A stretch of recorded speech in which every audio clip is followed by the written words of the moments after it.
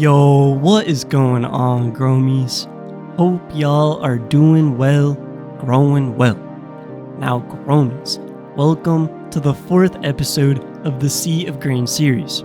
Since the last episode, it has been about 1 week since transplanting and flipping to a flower lighting schedule of 12 hours on, 12 hours off. In this time, we can start to see how much the plants have grown and how the new growth is.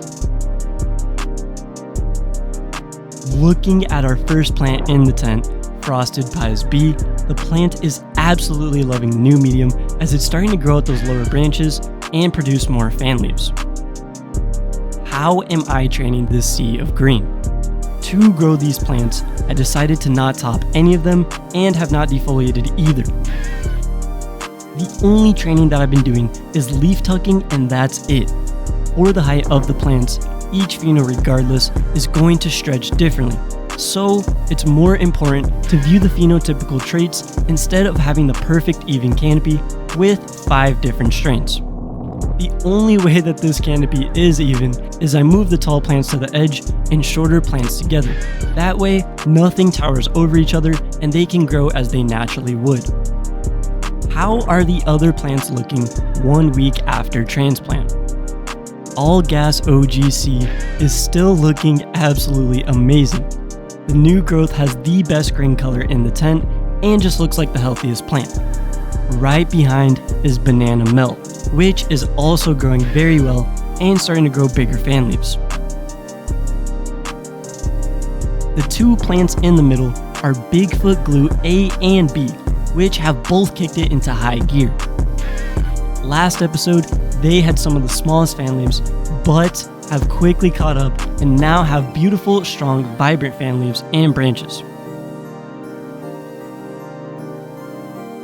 All Gas OGB is the worst looking plant and my least favorite. Honestly, what the hell is this thing? This is definitely the pheno that if the flower ends up being extra good, the plant will require a decent amount of training and shaping. Frosted Pies C, the one with the snapped neck and the smallest plant in the tent, is actually exploding, especially considering how it looked 1 week ago. I have to say, I am definitely impressed to see how fast the plant is developing. Looking at more phenos during week 1.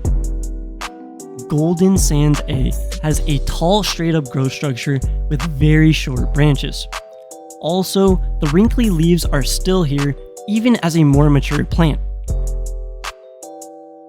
Just like A, Golden Sands B is an ultra weird looking plant with some of the center leaves being shorter than the side leaves, which I've never seen before.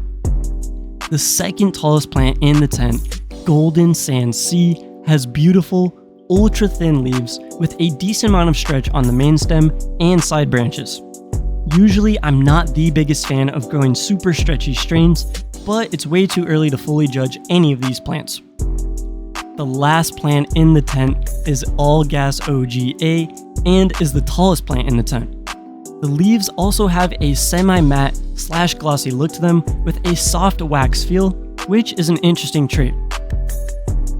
Anyways, growmies, this was week 1 of flower for this unorthodox Sea of Grain method. The goal for this series is weekly episodes showing the growth every week in flower, and since we're on week 3 now, episode 5 and 6 are coming soon.